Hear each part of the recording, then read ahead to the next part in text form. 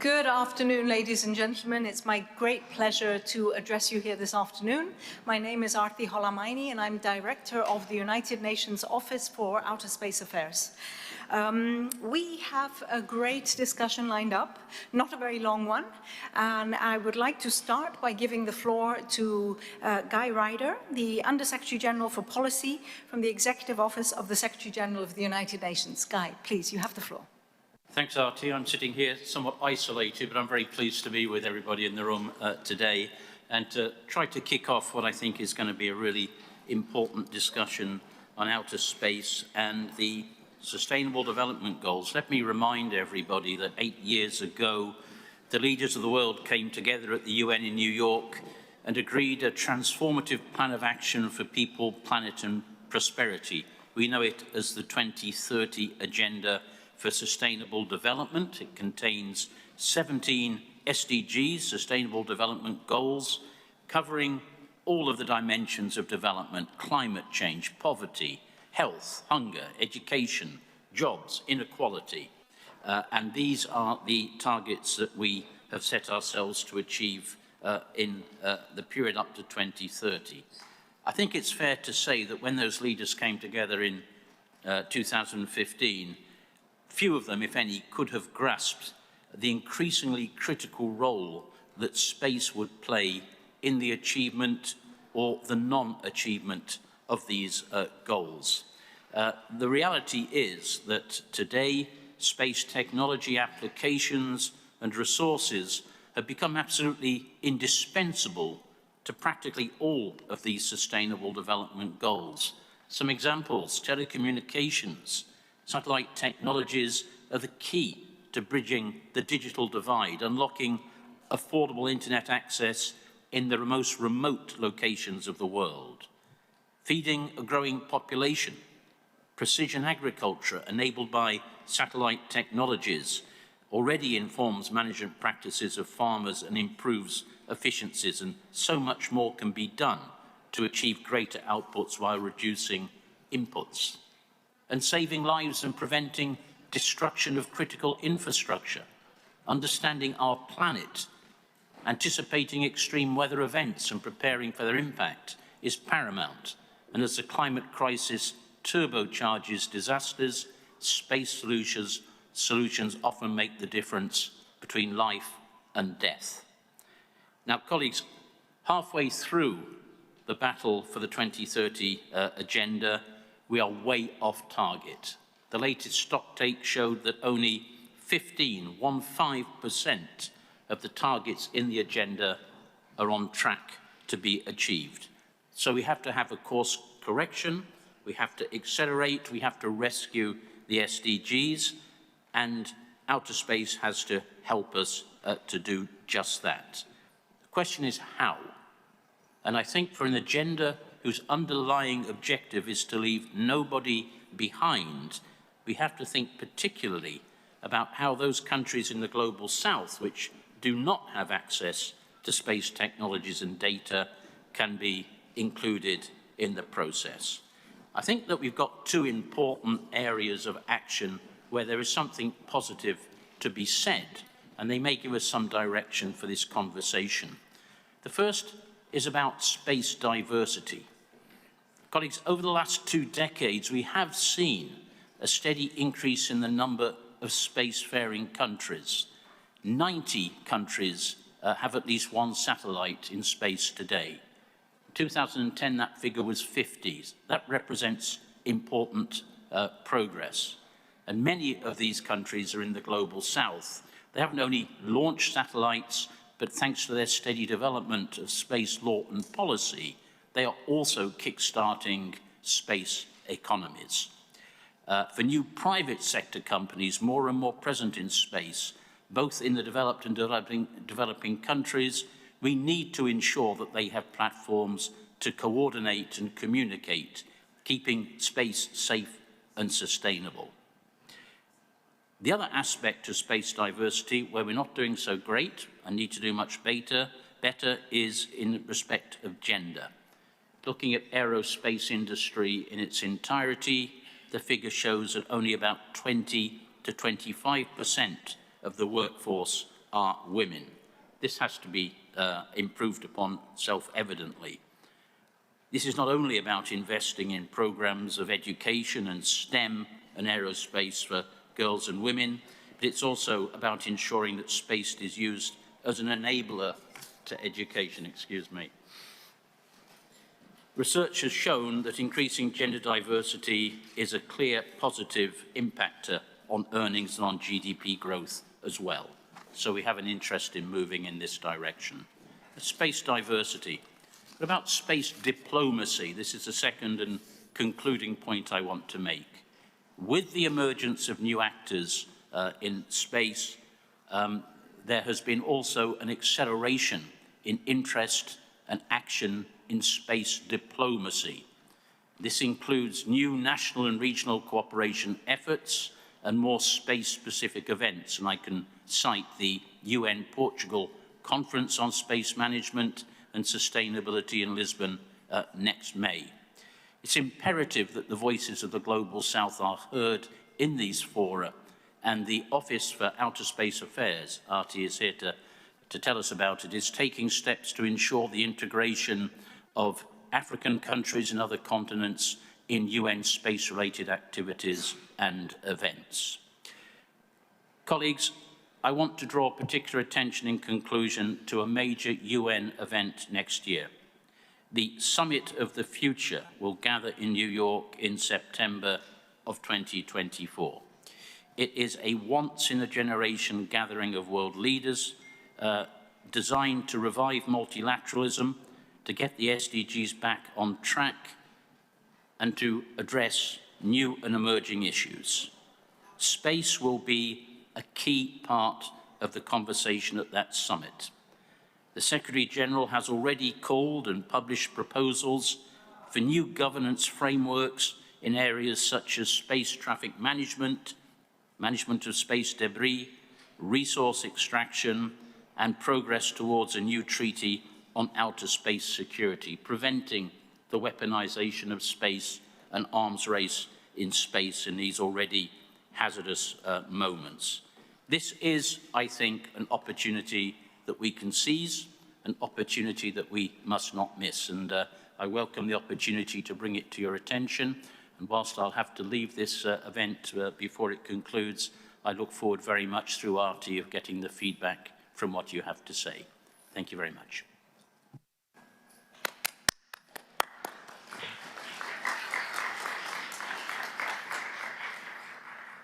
Thank you, Guy, for sharing your opening remarks with us, and I hope that everybody present hears loud and clear that the UN Secretary-General understands and supports space and understands in particular the absolutely vital role that space technologies, space services and space data have to play in enabling achievement of the Sustainable Development Goals. So equitable access to outer space has been a long-standing subject of debate. We are living at a time when technology development has really allowed a democratization of access to space. As Guy said, USA has played an important role in that. We have helped countries go from being non-spacefaring nations to actually launching their first satellites, but also go beyond that, but establishing space laws, space policies, and kickstarting their space economies overall.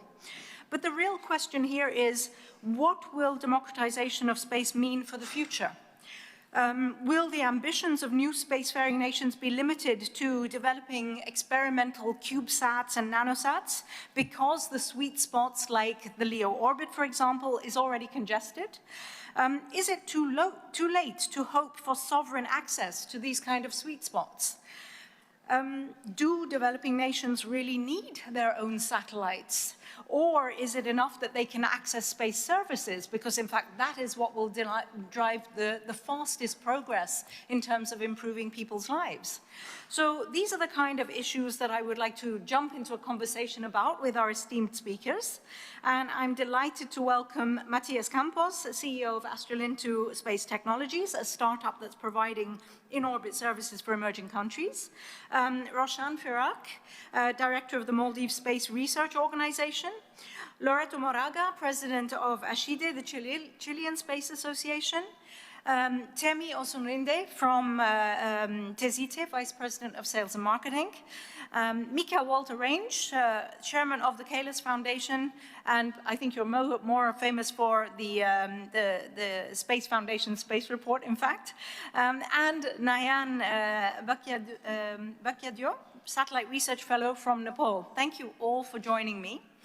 I'd like to jump in immediately with this question of to what extent should the Global South really be striving to have their own satellite?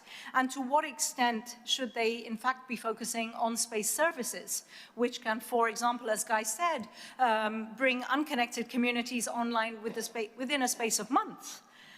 So Matthias, can I invite you to say a couple of opening remarks? Maybe take 2 minutes, 3 minutes. We only have 35 overall. Thank you. For sure. Thank you, Arti, and bonjour à tous. It's a great pleasure to be here in the Paris Peace Forum again, because I usually tend to say that these events are great because the space people usually talk only among space people, and this is kind of the events where we break that space bubble. And so I thank you all for being here and answering your question, Arti. I think it's very important for Global South countries to have their first satellite, but not only their first satellite, but their own space infrastructure, their own space capabilities. So, for example, it's not only about showing that we can put something in space, but actually bring back that data, bring back that information back to ground to benefit our communities on Earth. So, also in the Global South, it's not only about what we can do to be helped, it's what we can do to help ourselves and to help each other. That's why my company has been founded in Ecuador to solve this question that has been in my mind ever since I was a child, where people would tell me, space is not for you, space is not for us. Why would we even do that? I went on to study to become a space engineer and bring back the first and only space company in the country, and now leading in the International Astronautical Federation, the Administrative Committee for Emerging Ecosystems. It's where we are really pushing forward for this network of connecting all us together. I'm happy to say that we're partnered actually last couple months in Baku in the International Astronautical Congress with the Maldives to continue with our projects in the Global South. And yeah, I hope that's what we have on discussion today on the table to see how we can continue helping each other and make the most of being space-capable countries. Thank you. Thank you so much, Matthias. Roshan, can I come to you? I know that the Maldives Space Research Organization was only founded last year with the ambition of becoming spacefaring and focusing on climate change, which is a very specific need for your country. Please share your thoughts with us. How important is this for you? Thank you so much. It's an honor to be here, and once again, we believe that these international forums are definitely the key to partnerships and discussions moving forward. Regarding the question of things like our own sovereign satellite, it's one of those things that we're assessing, and we definitely see a lot of potential benefits. We understand that one of the issues that we have is a lack of updated information for informed decision-making. An equatorial Maldivian satellite, for example, would offer great revisit times. It offers utility not just to us, but to other island nations, as well as nations alongside the equator, which is an underserved orbit, actually. Data sovereignty, as well as becoming an active participant in the space sector rather than just only benefiting from it, is something that we're aiming for. We believe that we can achieve continuous coverage for the Maldives with far fewer satellites, for example, than countries in higher latitudes. As one of the more vulnerable countries to climate change, we firmly believe that in order to achieve the global goals, updated real-time data is an issue that we have. We also need this data to be affordable and relevant to us. So these are some of the key things that we're highlighting in considering the potential for something like that, but it is something that we see positively. Thank you. Thank you so much, Roshan. It's true, we mustn't deny the value that launching your own satellite and becoming an active player in the space sector actually has on STEM education, kickstarting a space economy nationally, and also on society as a whole. Thank you for sharing your thoughts. Let me turn to Loretta. Loretta, you are president of the Chilean Space Association. I'm very proud that USA, just 2 weeks ago, we ran a technical advisory mission in Chile to help you develop your space law. And earlier this year, Chile launched its first satellite, FA-SAT Delta. Please share your thoughts on this question. Sorry? It's the fourth satellite. It's your fourth satellite. Yeah, congratulations. and also we have 3 from the University of Chile. Okay. Yeah, so we have 2 active satellites and 3 from the university. So we are very proud of that. However, we don't have yet the institution. We don't have any space agency. So we have activity, we have infrastructure, we have people, but we need to have the correct point of contact in order not to lose opportunities. You can proceed with the question, or maybe I can take basically the idea. We talk about the space sovereignty, not in the terms of property or in political way. We basically refer that in Chile in relation to building our own capacities. That the same point that you mentioned. Not only is a matter of having satellites, it's a matter of having the people to do all the chain, cover all the chain related to that, operate the satellite, build the satellite, but also download the information, process the information, and then people transmitting the information to policymakers and for the governmental people who have to take the decisions.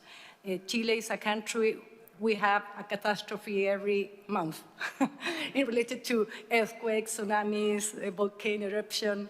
So we really use and need to use the space information for monitoring and in a day-to-day living basis, because we are very connected. I think Chile is the country more connected with, we have more mobile phones than people in the country, and we have a we are very proud to have a very developed digital infrastructure. Yeah, however, we need to make the people conscious about the importance of the space, because in this moment, the public sector is not that convinced yet. So we don't have a long-term budget. We don't have the long-term people dedicated to space in the government doing a policy. So we have a lack there of will coming from the state. And we need to end with that. And our association is now basically focusing in doing that, in trying to push and get long-term space politics in order to build this ecosystem and really have this capacity building in the city and in the region. We know that we cannot do this alone. We have to work together in Latin America and the Caribbean to be really an actor now in this worldwide ecosystem. Thank you. Thank you, Loretta, for sharing your thoughts. Temi, can I come to you? You are VP of Sales and Marketing for Tizeti, a company that provides satellite broadband services in different parts of Africa. So you're very much on the service side rather than on the infrastructure side. What do you think around this question of whether each country needs its own satellite or whether it should benefit more from services? All right, so I'll start with a thank you to the organizers for inviting me. Happy to be here to meet fellow collaborators in world development. My name is Temi. I work at Tizeti. Tizeti is a YC-backed ISP transforming internet services in Africa. We leverage solar-powered base stations to provide internet connectivity. So we're able to cut the costs usually associated with telcos who spend a lot of rent, who spend a lot on diesel, who build big base stations. We build smaller base stations, and then we put solar on top of it to power it. For context, Africa still has, well, generally, Global South still have one of the highest numbers of unconnected people, but this is particularly prevalent in Africa, where, and if you look at the figures, between 60 to 78% are out of internet coverage. And if you look at this in terms of actual numbers, that is 78% of 1.4 billion people. Most of these people are rural areas, even some of them are in urban populations and so on. And then because they have operators who build infrastructure, maybe fiber or metro, they focus in urban areas that are commercially viable, but then they leave out other places that do not, and that is why Africa still has a high percentage of that. And so the focus is to improve inclusion by building infrastructure and whatever works. It was Xiaoping that said, whether a cat is black or white, as long as it kills mice, it's a good cat. Whatever works, whether it's backhaul from satellites or fiber, everything that works, let's get more people online. And then specifically to the question now on satellites. I think a lot of countries can afford it. Satellite is not cheap.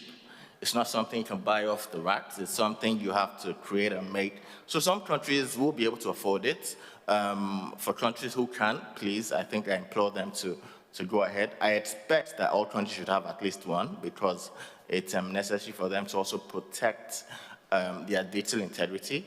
We've seen a bit of what happened over the recent wars, Russia, Ukraine, and we've seen how some people were thrown offline because they didn't have their own infrastructure.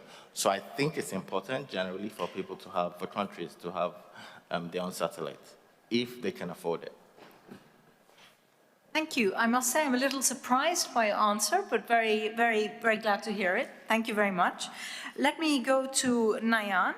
Nayan, you're from Nepal. Now, Nepal has experienced a disaster with an earthquake a few years ago, so you've very much been a beneficiary of satellite services that came from elsewhere, from foreign countries, were flown in to help save lives. At the same time, Nepal is also one of the winners of the an USA competition to launch a payload into space. Yes. What's your view on this question?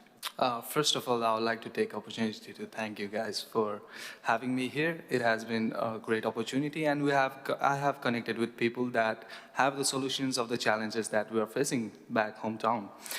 So going back to the question, I think every country should have a satellite, not for the satellite, but the things that go around there. Like in context of Nepal, there are many catastrophes like Gulf, earthquake, flood, so on. So we do need a capacity of satellite data analysis and all that to mitigate those problems. And it's not like we can pull that off without the skills that are required to build a satellite.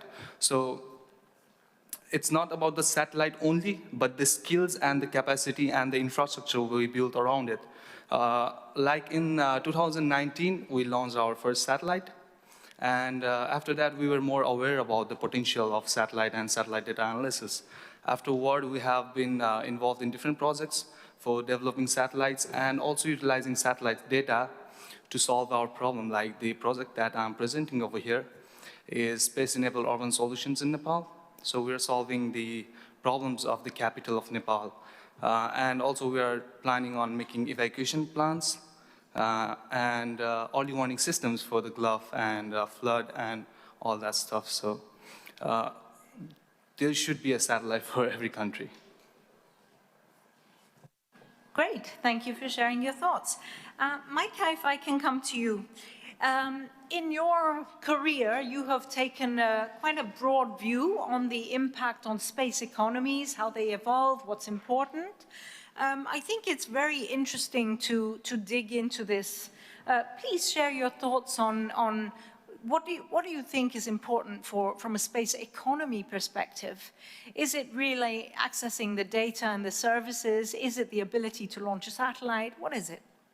I may have to give you the economist's answer of it depends. First, I'd like to thank the other people seated around this table for all that you have taught me in the past day and a half. Just hearing your stories, and Loreto, I would very much like to follow up with you after this, but it is very clear to me two different things. One is these are all incredibly worthwhile projects. The other thing that is clear is it is harder for them to access the funding that they need than it should be. Whether it's a commercial business seeking investment to expand, whether it's a non-governmental organization, whether it's the effort to put together a space agency or a coordinating body within a country, it is more challenging than it should be. And my feeling and the approach that the Kalis Foundation is taking to try to address this challenge is that the work needs to be done first, the economic work. If an economic case for the involvement of these countries in space has been made, then it's much easier to convince the national governments, to convince commercial investors, to convince philanthropic funders that these individual projects or their peers, they fit into this economic framework. There is a clear path to see how they're going to benefit their home countries. And with that clear path in front of us, then that becomes a much easier answer to say, yes, yes, they should be funded. Yes, they should receive the support. Yes, they should have the legal and regulatory resources needed to do what they do. Thank you. That was rather short. I expected a bit more, but I shall come back to you. You're all saying very interesting things, and there's different angles that we can get into here. But the first one, for me, is there is a lot of satellite data which is being generated around the world. Really, a hell of a lot of data. Many of you have said you want your own data, you want your own satellites, you can generate your own data to look at what's happening in your region. Why not harness the power of the data that's already out there? Because at the end of the day, the next disaster is waiting to happen, right? We know that they're coming more frequently, more often. It takes time. It takes a lot of time to build and create your own space industry, space economy. But the data is already there. So what are your thoughts on that? Roshan, can I start with you? Absolutely. Thank you for the question. I think that in our perspective, those things don't have to be mutually exclusive. As the Maldives Space Research Organization, for example, one of the initiatives that we are taking in order for early disaster warning, we're actually working with detailed INSAR and LiDAR imagery to calculate land subsidence. So we want these islands to be able to see or be able to predict when and how bad the damage will be from sea swells, for example. And this is something that ties into the UN's early warning for all system. What I'm basically trying to say here is that while we might have these aspirations, tapping into easily accessible imagery is definitely something that we are doing in parallel. And I also would like to highlight some of the challenges for a geographical nation such as ours. For example, one image can really be something like 80% water due to the small size of our islands. We struggle to get these images because they're not affordable and they're not cost efficient. So we need data that's accessible, scalable, and consistently available, and that's really difficult sometimes with the PASO rate for the Maldives, for example. These questions are really essential for accurately informing things like climate adaptation, loss and damage. One of the challenges that we've also faced with accessing things like the GCF fund is that we haven't been able to historically prove that some damage to our coastline and infrastructure, for example, is a direct result of climate change. Data is the answer to all of this, and it is the answer to all of our climate mitigation and adaptation strategies moving forward. So I think that I want to make it really clear that while we do have aspirations and think this would be a great thing to do, there are challenges with the existing services and with the existing imagery that we really need to focus on finding solutions for. Thank you. Thank you, Roshan. I asked this question also because when we look at the satellite ecosystem as a whole, we know that the greatest value is actually generated from the downstream applications and services, not from the upstream infrastructure side. So bearing that in mind, can I invite you to also address the same question, Nayan? Yeah, I do agree that we can use satellite images that are open source as well as that are provided by other companies. In our case, we do use open source data in case of disasters like earthquake. Like few weeks ago, we witnessed earthquake that took like 187 lives in Nepal. So we have been using data from Mexar and other companies to deal with those post-disaster assessment, to perform post-disaster assessments. But I think that having our own ecosystem and having our own infrastructure is one of the aspiring things that leads us to growth in this field. It's one of the reasons why we do what we are doing. And I do agree that we don't need to catch up with other countries as soon as we can, but we do have to have a vision to grow and to catch up with them in the long run. Thank you very much. Matthias, can I bring you in? For sure, yes. So of course, to a lot of our customers who say like, I want to launch a SAR satellite, I want to launch a hyperspectral camera, I would say, we always have the debate: should we encourage them to fly this payload, or should we point them towards the available services that are already on cloud? But then you have the distinction, right? Usually, these companies that already exist think of our countries and say, oh, it's a country, let's charge them the premium country price. And this price is sometimes inaccessible. Of course, countries have money, but it's not that it's budgeted for this, it's budgeted for other things. So it really makes a difference if you have not a different infrastructure, but an infrastructure that understands the context by which your countries work. And that's why, as Rashan was saying, it's not mutually exclusive. We can work with the data that's already available, which unfortunately the one that is given or available to emerging countries is not of the best quality. Always there's a paywall towards the state-of-the-art technology that we cannot go through. Okay, so with those images, we prepare algorithms, we work together, and then when we launch the device, the tool, the instrument that we want to have in orbit for our purposes, that's when we really can make an impact for our countries. And it's not about doing it ourselves. It's I don't mind if it's an Ecuadorian satellite. I mind that it's a satellite or a constellation even, like you were saying, does a country need a satellite? Maybe we're past that. We don't have to be every country in the world has to have its own car brand, right? We'd rather just buy the Japanese cars that are great. But we would rather have a constellation of satellites that serves our purposes.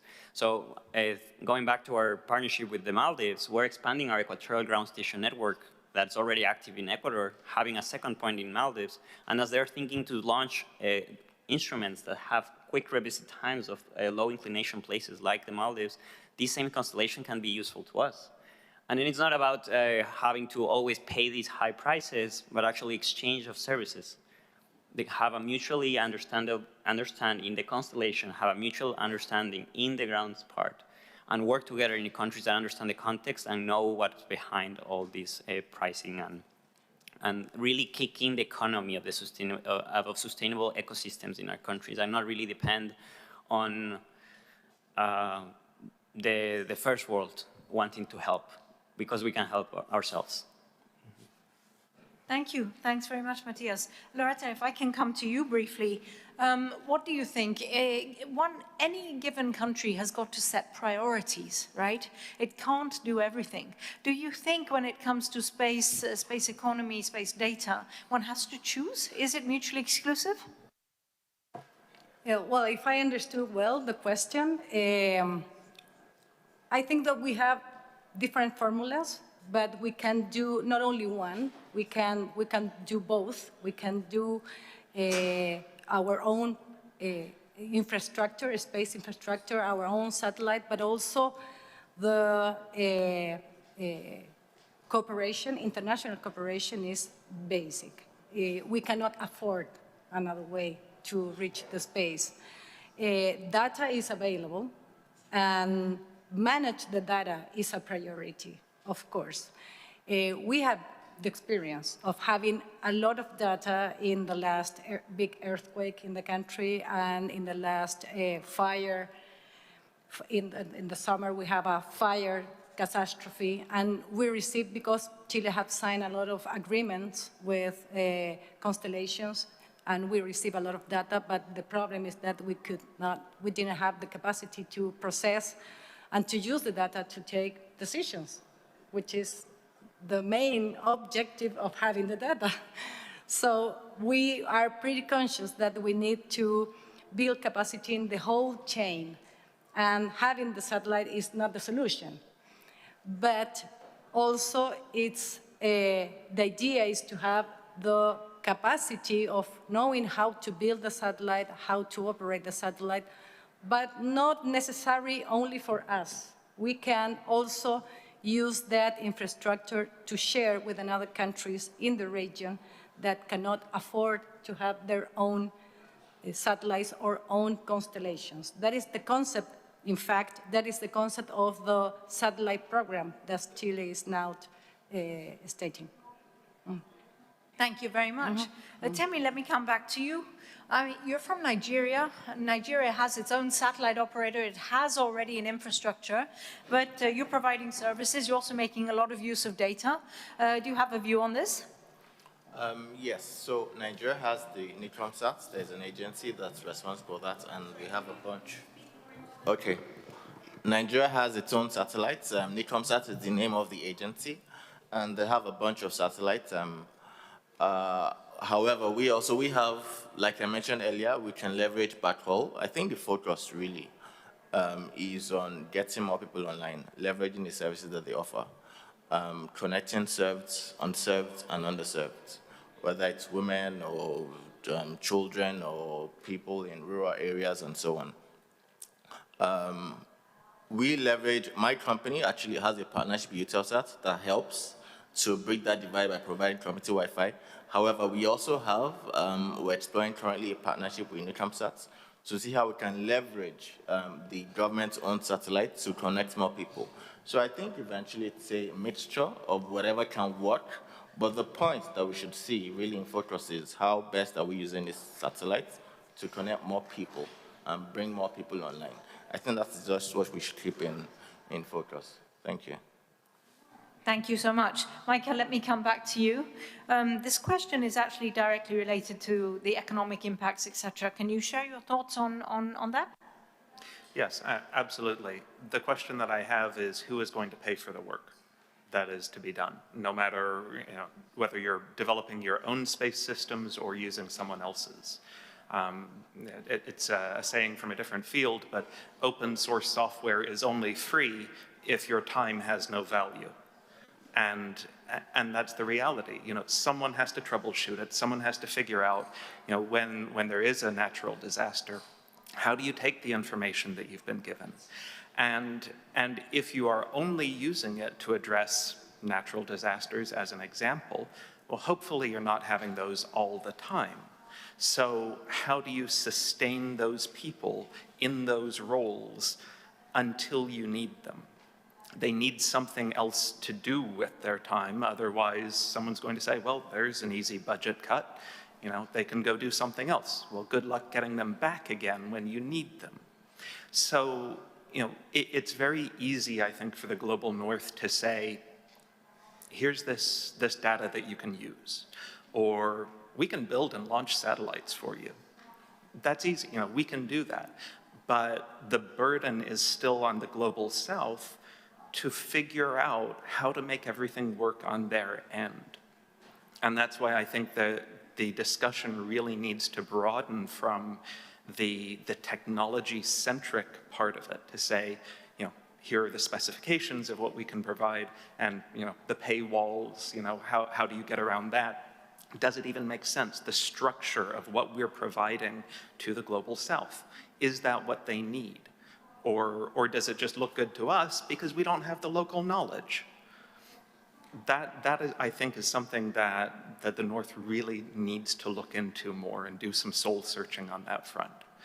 So when it comes to these nations that are trying to figure out where to go with their economies, and I say their economies, not their space economies, but their economies in general terms, that's what needs to lead the discussion. So if it is climate change or natural disasters, or if it's economic development in agriculture or mining or these other industries, we need to understand that and work with them to build the right economic model to integrate space into that. It's about meeting their needs, not about what we can give them and feel better about ourselves. That's fantastic. That is a great segue into my last question, which is, what is it that the global north could most usefully do in terms of bringing the greatest value to the global south in its space journey, if you will. I know from bilateral engagements with various member states, there is a complete recognition that there is a lot of data out there, but we need the capacity building because people don't know how to use it, how to access it, what to do with it. So I think, Matthias, that goes very much to the point that you made. It also goes to this point about it's only as valuable as, you're only free if your time has no value, right? So what would you look to the global north for? What is the most valuable contribution that they could make? Roshan? I think there's a couple of things that come to mind immediately for this one. For us, as the Maldives, the realities of the climate crisis are setting in. We're starting to see the effects of climate change happening. So it's a matter of speed. It's a matter of finding these solutions quickly. We believe that international collaboration is extremely crucial to unlock access to collaborations and understanding in terms of building our capacity instead of as well as working together on access to data. It's essential to our survival, international collaboration, access to data, as well as providing us a platform for our voice. We want to be proactive. We're trying to be on top of it. We're trying to be innovative with how we use the latest technologies. It is a matter of survival for us. So we believe that these are the things that the Global North could do to help us out. Let me just dig deeper. When you say give us a voice, is that just to share what your needs are or what? Absolutely not. We believe that as the space sector sort of moves forward, the value of diverse voices and representation is important in shaping what you do. Innovation is always unlocked with different mindsets, I believe. A lot of different countries have a lot of different perspectives into how they move forward into space. And we believe that our voices as a small island nation can also add to it. We don't just want to take, we would like to contribute as well. Fantastic, thank you so much. Loretta, let me come to you, please. Okay, I think the main concept could be partnership, but a really partnership, not a help. It's not in that sense, in the sense of being really partners as equals, thinking in projects, but also thinking in the possibility of being part of the governance of the whole activity. For that, of course, we need our own local national governance. It's something that is not resolved in every country. Also, then regional governance, having at least a dialogue between Latin American and Caribbean countries, for example.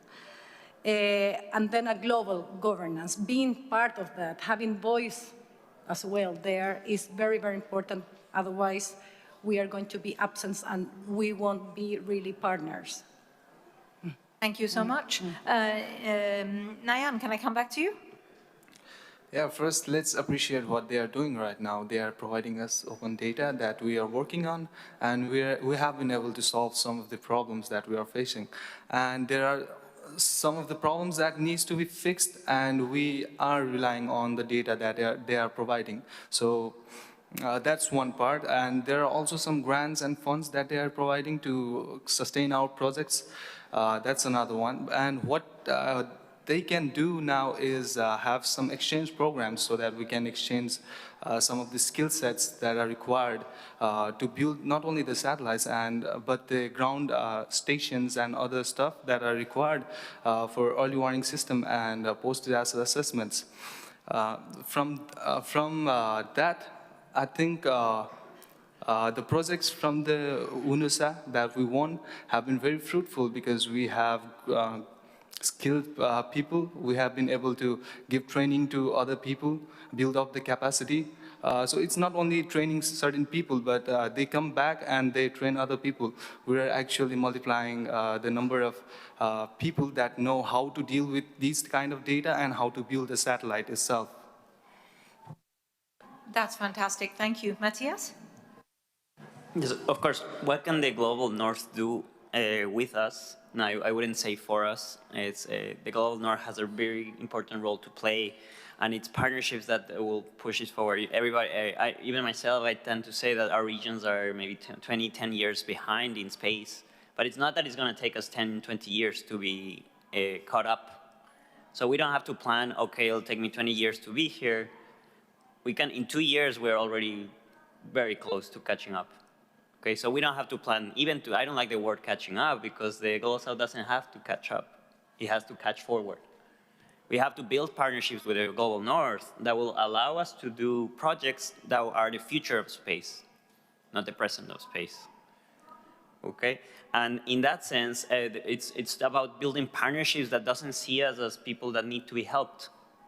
It's not about, oh, there was an earthquake in your country, here are some free images.